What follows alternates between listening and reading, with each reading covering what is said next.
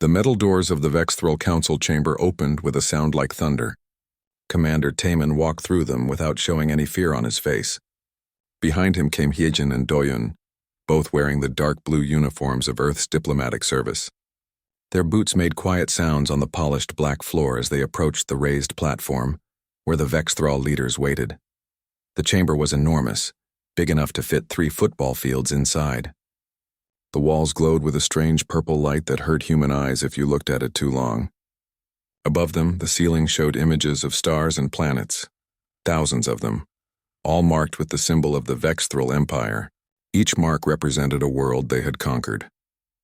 7 Vexthril sat on tall chairs made from some kind of crystal that seemed to shift colors. They were tall creatures, nearly 3 meters high, with 4 arms and skin that looked like moving shadows. Their eyes glowed red in the dim light. The one in the center chair was larger than the others. This was Supreme Commander Vrath, leader of the most powerful military force in the galaxy.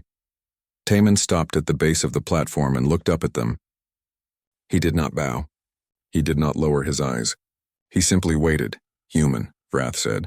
His voice came out in a series of clicks and hisses, but the translator device in Taemin's ear turned it into words he could understand. "You stand before the Vexthril High Council. For 3,000 of your years we have brought order to this galaxy. 2,047 systems bow to our rule. 17 major species serve us. Countless minor ones exist only because we allow it." Taemin said nothing. Hyejin stood slightly behind him, her hands clasped behind her back. Doyun's face showed no emotion, though his eyes watched every movement in the room. "Your species is young," another council member said. "You have been traveling between stars for less than 300 years. You are children playing with toys you barely understand, and yet you refuse our generous offer of protection. We have come to give you one final chance," Vrath continued. "Submit to Vexthril rule. Open your worlds to our governance. Dismantle your military forces. Do this and your species will be allowed to continue existing under our guidance. Refuse and you will be removed completely, permanently." The chamber fell silent. Somewhere in the distance, machinery hummed. The stars on the ceiling continued their slow rotation. Taemin took a breath and spoke. "We refuse." The word hung in the air like a stone dropped into still water. For a moment, none of the Vexthril moved. Then Vrath leaned forward in his chair. "You do not understand what you are saying, human. We have given you time to consider. We have shown patience. We have offered mercy. And still you say no?" "Yes," Taemin replied. "We say no. Earth will not submit. Our colonies will not surrender. Our military will not disarm. We choose to remain free." One of the council members made a sound like grinding metal. "Free? You think you have a choice?" "Let us show you what happens to those who believe they have a choice." The walls of the chamber changed. The purple light faded, replaced by images that moved like videos. Taemin and his team watched as the screens showed a planet covered in blue oceans and green continents. Cities sparkled on the night side. Ships moved between orbital stations.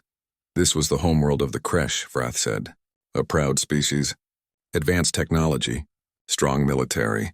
They had defended their territory for 10,000 years against all threats. When we came to them with our offer, they refused. Like you, they chose to fight. The images changed. Now they showed explosions. Massive Vexthril warships appeared in orbit around the beautiful planet. Beams of energy lanced down from space. Where they touched, cities vanished in balls of fire. The oceans began to boil. The atmosphere caught fire. The war lasted 3 years, Vrath continued. The Kresh were brave. They were clever. They destroyed many of our ships. They killed many of our warriors. But in the end, they lost. As everyone loses who stands against us. The final image showed the planet as a dead rock, its surface cracked and glowing with heat. No life remained, no cities. No oceans, nothing.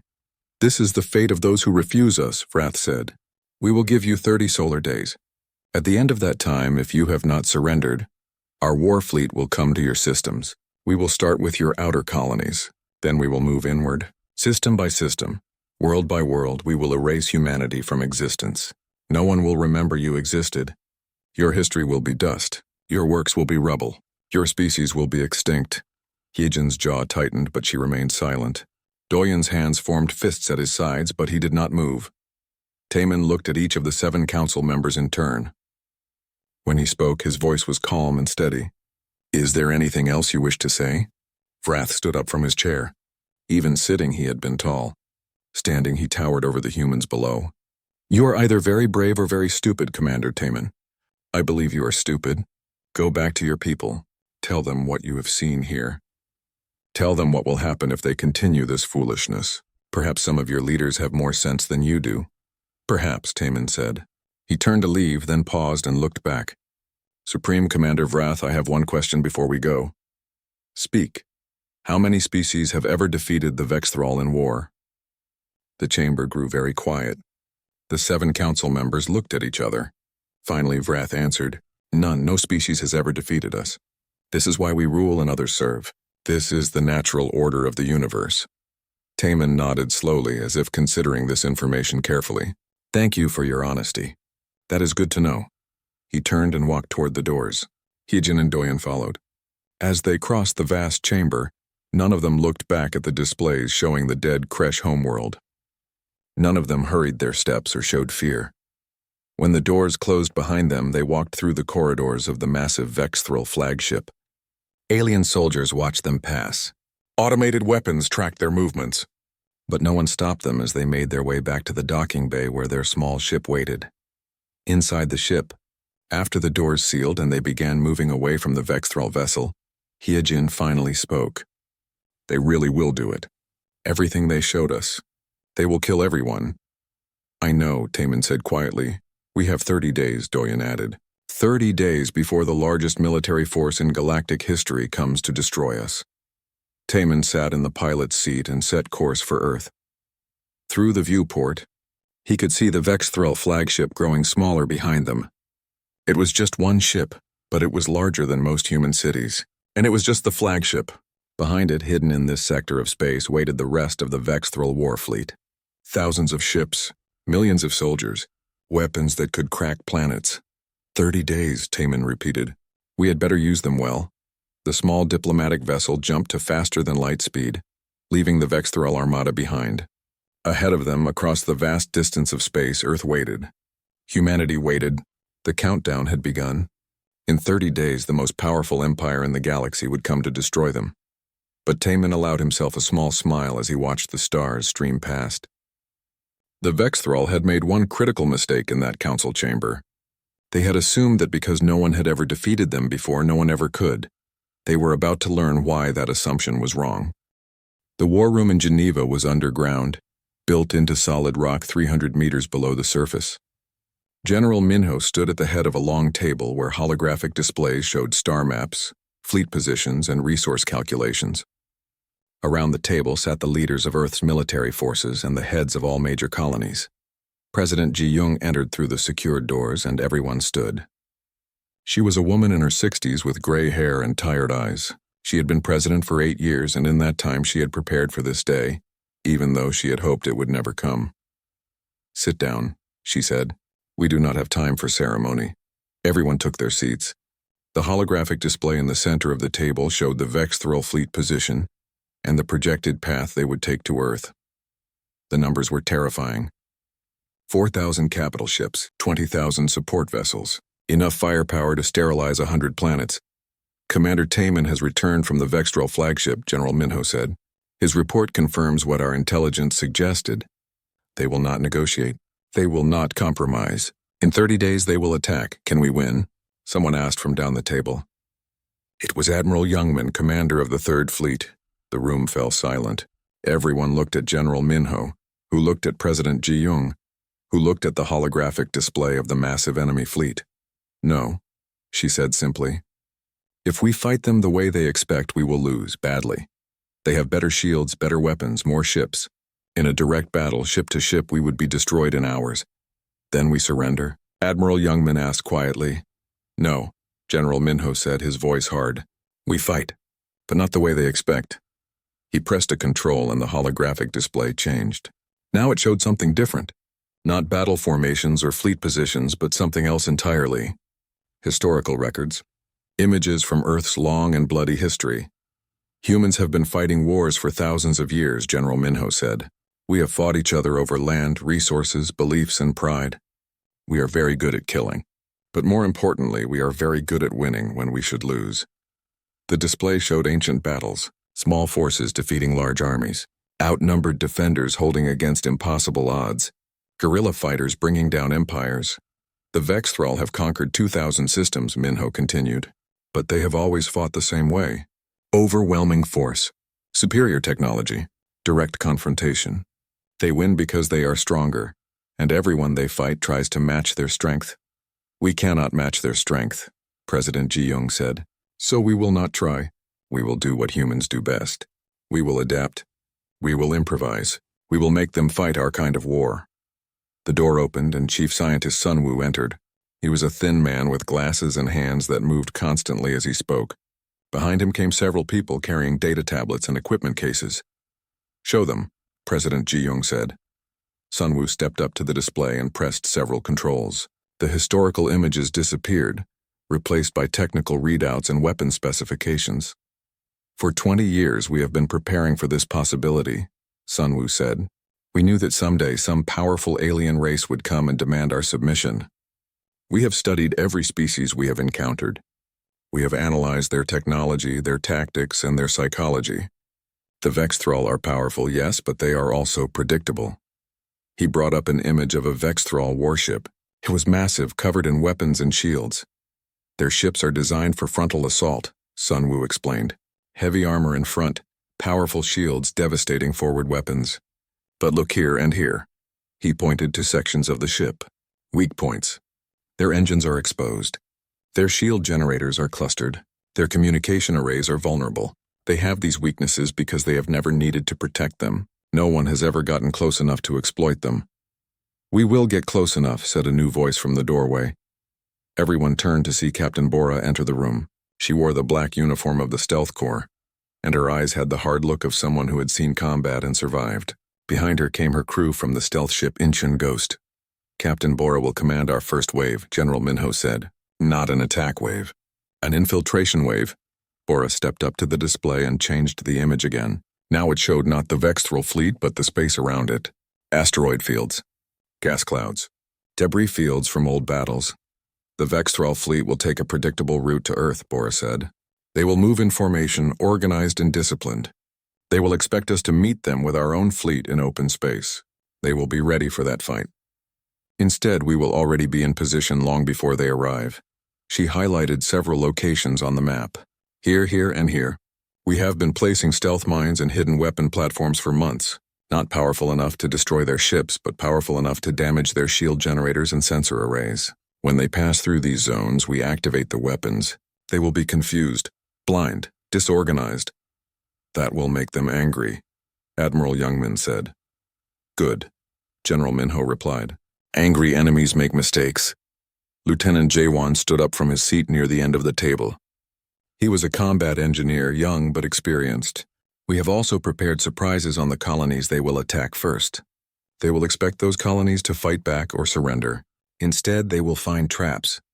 Buildings rigged to explode when their troops enter. Computer systems that infect their networks with viruses. Supply depots filled with contaminated materials. We are evacuating the outer colonies now, President Ji-young added. Every civilian is being moved to safer locations. When the Vex Thrall arrive, they will find empty cities, ghost towns. But those ghost towns will become graveyards for their soldiers. Sun Woo brought up another image. This one showed the interior of a Vex Thrall warship, obtained through years of careful intelligence work. We have also developed something special. A computer virus specifically designed to attack their ship systems. It will not shut them down immediately. That would be too obvious. Instead, it will cause small errors. Navigation systems that are off by a few degrees. Weapon targeting that misses by a few meters. Communications that experience delays. Nothing they will notice right away, but over time, these small errors will compound. Ships will drift out of formation. Shots will miss their targets. Orders will arrive too late. Psychological warfare, President Ji-young said. The Vex Thrall believe they are invincible. When things start going wrong, they will not understand why. They will blame their equipment, their subordinates, each other. Their confidence will crack. General Minho walked around the table looking at each person present. The Vex Thrall fight to conquer. They see war as a mathematical problem. More ships plus better weapons equals victory. But humans fight to survive. We see war as a puzzle to solve. We find the weaknesses. We exploit the mistakes. We turn our enemy's strength into their weakness. We have 30 days, President Ji-young said. In that time, we will move our people to safety. We will position our weapons. We will prepare our traps. And when the Vexthril arrive expecting an easy victory, they will find something they have never encountered before. An enemy that refuses to fight fair. An enemy that uses every advantage no matter how small.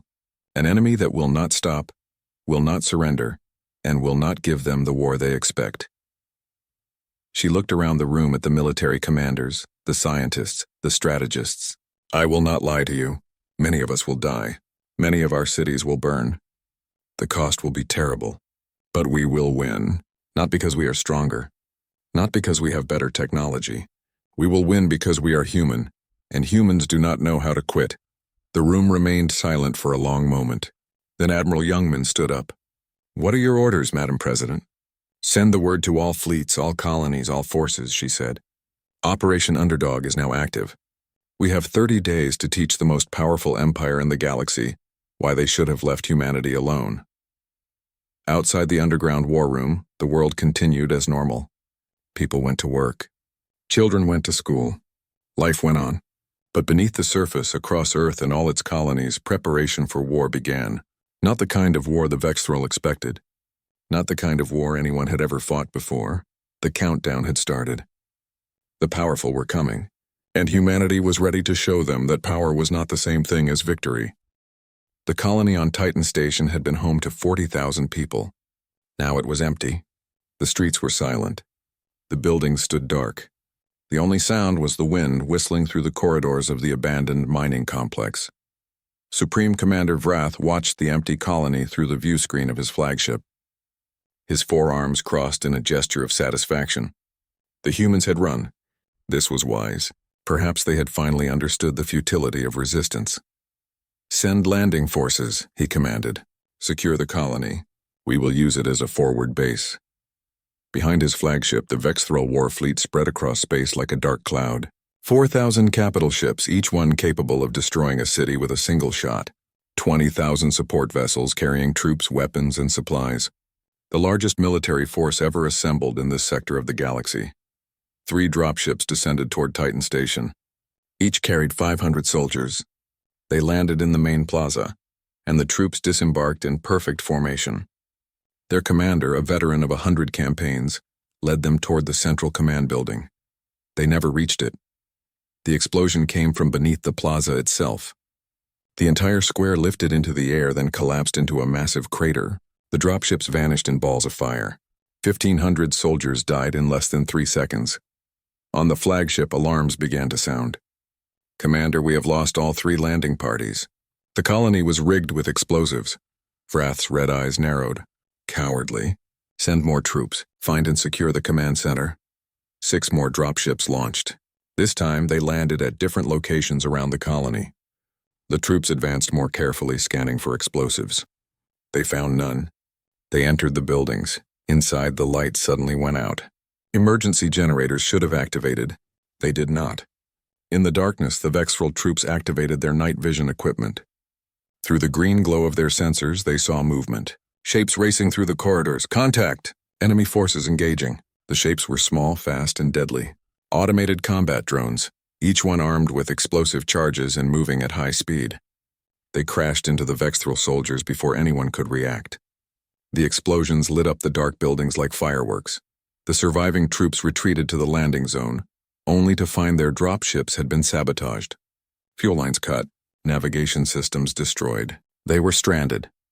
From hidden positions in the surrounding structures, human soldiers opened fire. Not many, perhaps 50 total. But they knew the terrain. They knew where to shoot. They knew when to move. The Vexthril troops outnumbered them 10 to 1. But in the narrow streets and dark buildings, numbers meant nothing. The humans fired, then vanished. They appeared in new locations, fired again, vanished again. The Vexthril soldiers, trained for open battle, found themselves dying in an urban nightmare. Sergeant Minseo watched through her scope as another group of aliens tried to organize a defensive position. She signaled to her squad. They had planted shaped charges on that street 2 days ago. She pressed the detonator. The street collapsed, dropping 20 Vexthril soldiers into the maintenance tunnels below. Her team had filled those tunnels with flammable gas. One ignition charge and the entire underground network became an inferno. "Fall back to position 7, she said into her radio. Her squad moved quickly through pre-planned routes, already heading to the next ambush point. Above the colony in space, the situation was deteriorating even faster. Pilot Seojun sat in the cockpit of his fighter, the Busan Lightning. Around him, 19 other human fighters hung in space, powered down and silent. They had been here for 3 days, hidden inside a large debris field waiting. The Vexthrall fleet had passed right by them, not even looking. Why would they? The debris was from an old mining accident, and their sensors showed no power signatures. Nothing to worry about. Those sensors were not detecting the human fighters because the fighters were using technology the Vexthrall had never encountered. Passive cooling systems kept them at the same temperature as the surrounding debris. Stealth coating absorbed scanner beams. Chemical batteries provided minimal power without emissions. The Vexthrall fleet was now between the human fighters and their supply convoy. Exactly where Seojun wanted them. "All wings, this is Dragon Leader," he said quietly into his radio. "Light them up." 20 fighters powered on simultaneously. Their engines roared to life, their weapon systems armed, and most importantly, their hacking programs activated. 3 years ago, human intelligence agents had stolen samples of Vexthrall computer systems. The best programmers on Earth had spent those 3 years learning how they worked, learning how to break into them, learning how to take control. Seojun's hacking program entered the nearest Vexthrall dreadnought through its communication array. The ship's defensive systems tried to stop it. They failed. The program had been designed by people who had been hacking computer systems since computers were invented. The Vexthrall had never faced this kind of warfare. Within seconds, the program had reached the dreadnought's weapon control system. It sent a simple command: target the ship on your left. Fire all weapons. The massive dreadnought, one of the most powerful warships in the galaxy, turned its guns on its own fleet and opened fire. 3 Vexthrall cruisers exploded before anyone realized what was happening. Chaos erupted across the fleet. Ships broke formation, trying to figure out what had gone wrong. Some thought they were under attack from an invisible enemy. Some thought their allies had turned against them. The truth was worse than either guess. While the Vexthrall fleet was in disarray, Seojun and his fighters attacked the supply convoy. The cargo ships had minimal defenses, designed to operate under the protection of the war fleet. Now that protection was gone, confused and fighting itself. The human fighters tore through the convoy like wolves through sheep. Fuel tankers exploded. Ammunition ships detonated in massive fireballs. Food supplies scattered into space. Medical supplies were vaporized. In 10 minutes, the Vexthrall fleet lost 30% of its supplies. Ships stopped firing at each other and tried to regroup, but the damage was done. Confusion had replaced confidence.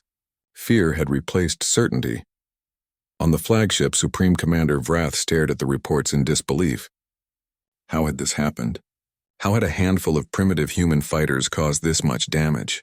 How had they turned Vexthrall ships against each other? "Commander, we are receiving a transmission from the humans," his communication officer reported. "Play it," Vrath commanded. The view screen showed a human face. It was Commander Taman, the same human who had stood before the Council 30 days ago. "Supreme Commander Vrath," Taman said. His voice was calm.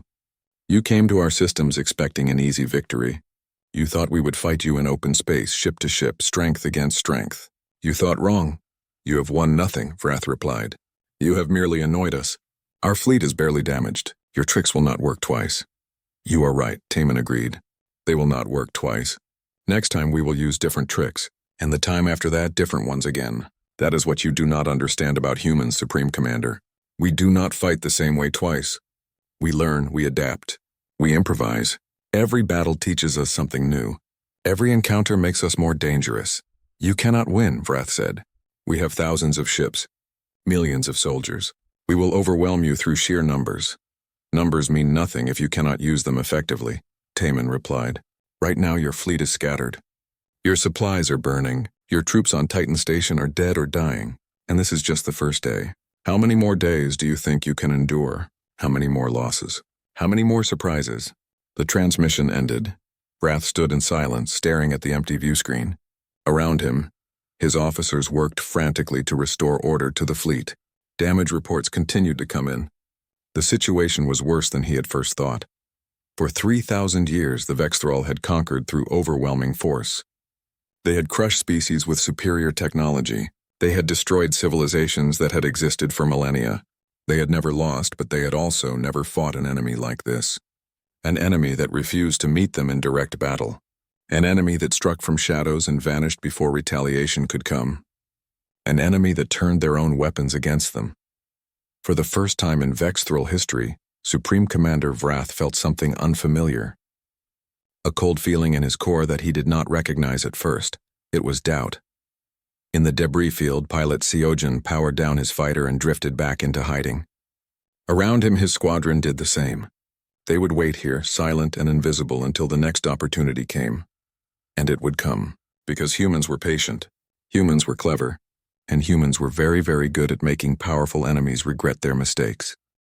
6 weeks into the war, the Vexthrall High Council met in emergency session. The holographic displays around them showed losses that should have been impossible. 300 ships destroyed, 500 more damaged, 70,000 soldiers dead, supply lines disrupted, communication networks compromised, and they had not taken a single human world. How can this be happening? One council member demanded. We have faced species far more advanced than these humans. We have crushed civilizations that ruled thousands of systems. How are we losing to a species that has barely left its home system? Supreme Commander Vrath had no answer. Every day brought new disasters. Every engagement ended in confusion and casualties. The humans were everywhere and nowhere. They struck without warning and vanished without trace. They are not fighting a war, another council member said. They are hunting us, like we are prey animals. The word hung in the air. Prey. The Vexthrall had never been prey before. They had always been the hunters. The predators. The unstoppable force that made other species bow or die. Now they were learning what it felt like to be hunted. In deep space, Commander Ji-hoon sat in the command chair of his raider ship, the Gwangju Shadow. Around him, 30 other raider vessels drifted in the darkness between stars. They were waiting. Vexthrall supply convoys had to travel through this region to reach the forward fleet. The route was long and empty, far from any planets or stations. The perfect place for an ambush. Contact, his sensor officer reported. Convoy entering detection range. 12 cargo ships, 4 escort cruisers. Ji-hoon studied the tactical display. 4 cruisers was more protection than usual. The Vexthrall were learning to guard their supplies better. But they were still making mistakes. They are traveling in tight formation, he observed. If we hit them from multiple directions simultaneously, their escorts will have to choose which angle to defend. They cannot protect all sides at once, he gave the orders. The raider ship split into 4 groups. They moved silently through space using minimal thrust to avoid detection. When they were in position, surrounding the convoy completely, Ji-hoon gave the signal. 31 raider ships opened fire at once. The cargo vessels, unarmed and vulnerable, exploded one after another. The escort cruisers tried to respond, but they were facing attacks from every direction. They could protect the front or the back or the sides, but not all of them at once. Within 5 minutes, the entire convoy was destroyed. Ji-hoon's raiders had lost 2 ships. The exchange was heavily in humanity's favor. Fall back to Rally Point Delta, Ji-hoon ordered. His ships vanished back into the darkness of deep space. By the time Vexthrall reinforcements arrived, they would find only debris and silence. This was the 15th convoy Ji-hoon had destroyed this week. Each one meant the forward fleet received fewer supplies. Less fuel, less ammunition, less food. The massive Vexthrall war machine was slowly being starved. On Earth, in a facility buried beneath the Swiss Alps, hacker Nari sat surrounded by computer screens. Her fingers moved across keyboards at incredible speed, writing code and launching programs faster than most people could read. She was fighting a different kind of war. A war in cyberspace, in the networks and systems that connected the Vexthrall fleet. A war of information and misinformation. Got another one, she announced to her team. I have access to their communication relay in Sector 7. Uploading the package now. The package was a sophisticated piece of code that would do several things. First, it would copy all Vexthrall communications passing through that relay and send them to human intelligence. Second, it would inject false reports into those communications. Third, it would remain hidden unless someone specifically searched for it, and even then it would look like normal system processes. Within minutes, Vexthril commanders across the fleet were receiving false information. Reports that human fleets were in sectors where no humans existed, orders that were never given, status updates that showed damage where there was none, and operational capability where ships were actually disabled. The Vexthril tried to verify their information, but the verification requests were also routed through compromised systems. They received confirmations of false reports. They received denials of true information. Their entire communication network was becoming unreliable, and they could not figure out why. Commander Vrath will receive a report in approximately 10 minutes, Nari said, checking her screens. The report will state that the human fleet has been located massing near Mars. He will order 3 battle groups to intercept. Those battle groups will travel for 6 hours before realizing there is no fleet at Mars. By then, we will have hit their supply depot at Io while their defenders are out of position. Her team members grinned. This was psychological warfare at its finest. Make the enemy doubt everything. Make them second-guess their own sensors and their own people. Make them paranoid and suspicious. On Mars, Admiral Soman walked through the command center of humanity's main defensive position. The red planet had been heavily fortified over the past 6 weeks. Underground bunkers, hidden weapon platforms, extensive minefields, and most importantly, carefully planned kill zones. The Vexthril fleet was approaching Mars now. 2,000 ships, the largest single force they had committed to any engagement so far. They expected fierce resistance. They expected humanity to defend Mars with everything they had. Admiral Soman had other plans. Begin the evacuation, she ordered. All defensive positions retreat to secondary locations. Her officers looked surprised. Admiral, the enemy fleet will be here in 3 hours. If we abandon our positions now, they will take Mars unopposed. Exactly, Soman replied. They will take empty positions, abandoned bunkers, deserted fortifications, and while they are wondering where we went, they will move deeper into the kill zones. Mars had been prepared very carefully. The main defensive positions were obvious, designed to be seen and targeted. But the real weapons were hidden elsewhere, in the canyons, under the polar ice, inside the ancient lava tubes, places the Vexthril would not look until it was too late. The Vexthril think in terms of territory, Soman explained to her officers. They believe that taking ground means winning. We will let them take all the ground they want, and then we will show them that ground means nothing if you cannot hold it. When the Vexthril fleet arrived at Mars, they found no resistance. Their scanners showed abandoned facilities. Their troops landed and searched empty bunkers. It seemed almost too easy. That should have been their warning. The traps activated as the Vexthril fleet moved into orbit around Mars. Hidden weapon platforms emerged from beneath the sand and ice. Missiles launched from concealed silos. Mining charges that had been positioned in the planet's rings detonated, sending shrapnel through the enemy formation at tremendous speed. But the real devastation came from the canyon systems. The Vexthril had assumed the canyons were just natural features. They did not realize humans had spent months filling them with explosives and positioning directional weapons at strategic points. When the charges detonated, entire sections of canyon walls collapsed onto the Vexthril troops below. Landslides of rock and ice buried thousands of soldiers. The explosions channeled through the canyon systems like focused blasts, magnifying their destructive power. Above, in orbit, the fleet was in chaos. Ships that had spread out to conduct surface operations found themselves isolated and vulnerable. The hidden weapons platforms targeted them with ruthless efficiency.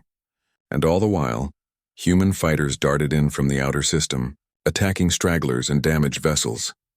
The Vexthril fleet lost 400 ships at Mars, 400 ships destroyed in a single engagement. The survivors retreated in disarray, abandoning the troops on the surface. Those troops, cut off from support and surrounded by hostile terrain, did not last long. In a secure facility on Europa, Intelligence Officer Gyung sat across a table from a Vexthril prisoner. The alien was injured but alive, captured during a raid on a communication station. Your empire is losing, Gyung said calmly. Every day you lose more ships, more soldiers, more supplies. Eventually you will have nothing left. The Vexthril prisoner said nothing, but its red eyes glowed with anger. I can offer you a way out, Gyung continued. Information in exchange for better treatment. Tell us about your fleet movements, your command structure, your supply routes. Help us, and when this war ends you will be treated fairly. We do not betray our own, the prisoner said. I know, Kyung replied. That is what makes this so difficult for your commanders. They know some of their people might be captured. They know those prisoners might be offered deals. They do not know if those prisoners will accept. So now every Vexthrall commander must wonder, can I trust my subordinates? Can I trust the information they give me? Could some of them be working with the humans? She stood up and walked to the door. You do not have to betray anyone. Just by existing, just by being captured, you create doubt in your command structure. They will wonder. They will question. They will become paranoid. And paranoid commanders make mistakes. The prisoner watched her leave in silence. Kyung smiled as she walked down the corridor. She had not expected the alien to cooperate. That was not the point. The point was to make the Vexthrall leadership worry about traitors and spies even if none existed. 3 months after the ultimatum, the Vexthrall war fleet was a shadow of its former self. Of the 4,000 capital ships that had entered human space, fewer than 800 remained operational. The rest were destroyed, damaged beyond repair, or abandoned due to lack of supplies. The 20,000 support vessels were gone, picked off one by human raiders and ambushes. Supreme Commander Vrath stood alone in the command center of his flagship. Around him, the bridge crew worked quietly, their movements careful and precise. Fear had replaced confidence. Doubt had replaced certainty. The mighty Vexthrall Empire, undefeated for 3,000 years, was losing. The worst part was not the losses. The worst part was not knowing how to stop the losses. Every strategy they tried, the humans countered. Every tactic they deployed, the humans found a weakness. It was like fighting smoke, like fighting shadows. The humans were everywhere and nowhere, striking and vanishing, destroying and disappearing. Commander, his communication officer said quietly, the High Council is requesting an emergency meeting. Vrath nodded. He knew what the Council would say. Retreat. Abandon the campaign. Return to Vexthrall space and regroup. It was the only logical option left. But logic meant accepting defeat. It meant admitting that the Vexthrall, the most powerful military force in galactic history, had been beaten by a species barely 3 centuries into space travel. It meant the end of their reputation. The end of their empire. Because if the Vexthrall could lose to humans, they could lose to anyone. Every species they had conquered would see this defeat and take hope. Rebellions would spread. The empire would crumble. Sir, the tactical officer interrupted. We are detecting human ships approaching. Multiple contacts, all vectors. On the display screens, red markers appeared. Human vessels, hundreds of them, coming from every direction. But they were not attacking. They were surrounding the flagship, boxing it in, cutting off escape routes. Should we open fire? The weapons officer asked. Vrath stared at the display. If they fired, the humans would return fire. The flagship would be destroyed. But if they did not fire, then what? Surrender? The choice was made for him when a communication request came through. Vrath accepted it. Commander Taman appeared on the screen. Behind him stood several other humans, all wearing military uniforms.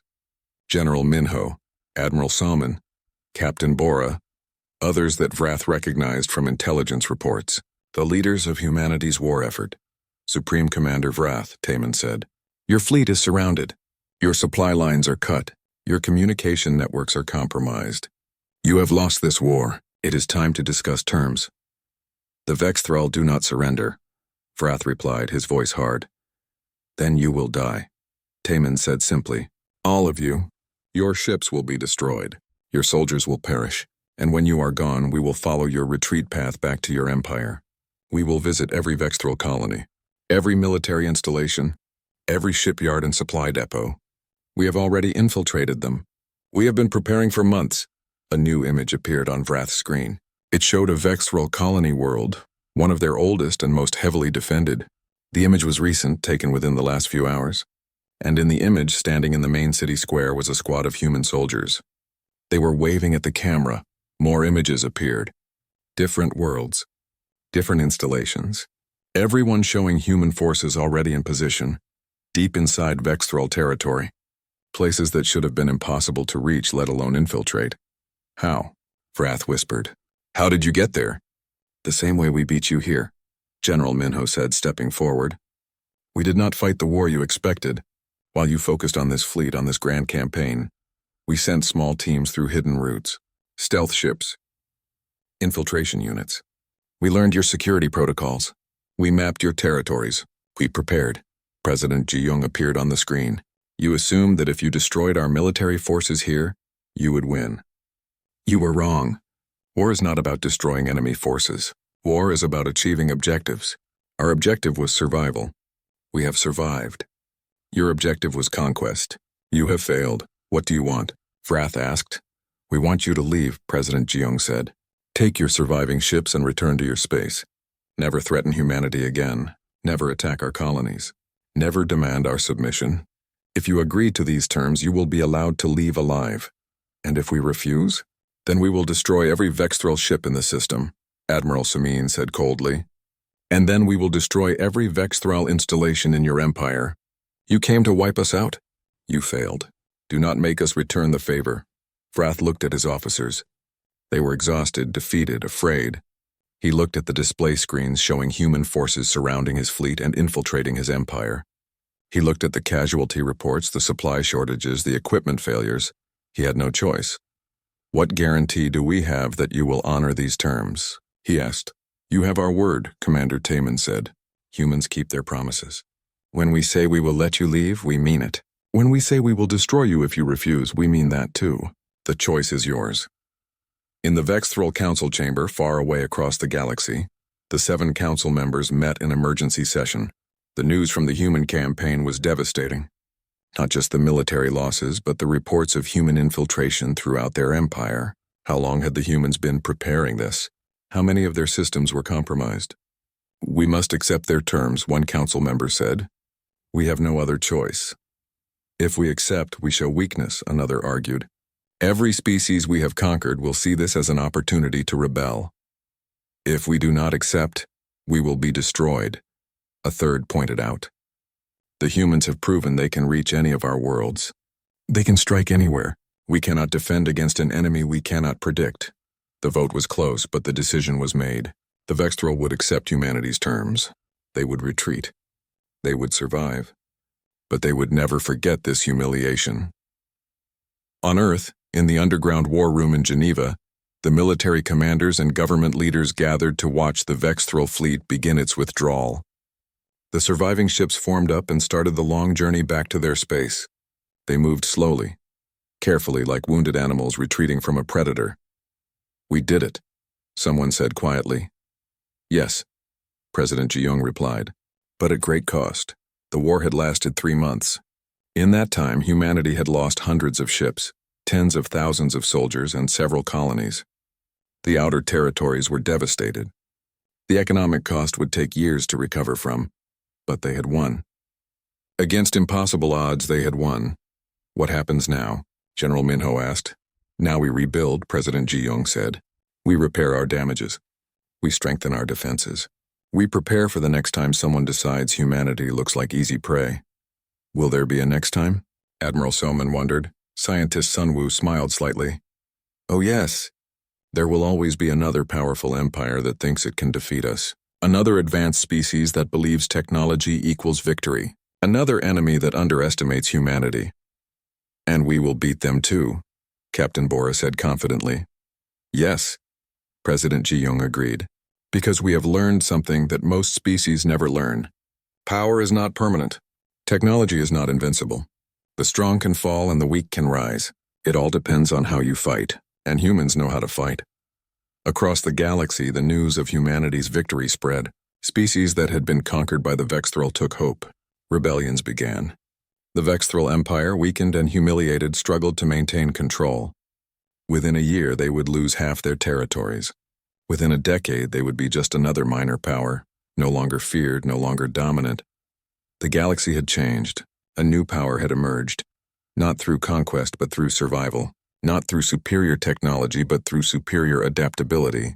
Humanity had arrived on the galactic stage, and they had done so in the most dramatic way possible.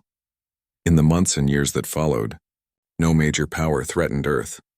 The story of the Vexthril defeat became legend. How the most powerful empire in galactic history had come to destroy humanity, and had been destroyed instead. How 4,000 warships had entered human space and fewer than 1,000 had limped home. How millions of Vexthral soldiers had been killed, captured, or simply vanished. Alien ambassadors came to Earth, not with threats, but with offers of trade and alliance. They wanted to understand how such a young species had achieved such a victory. They wanted to learn humanity's secrets, but there were no secrets.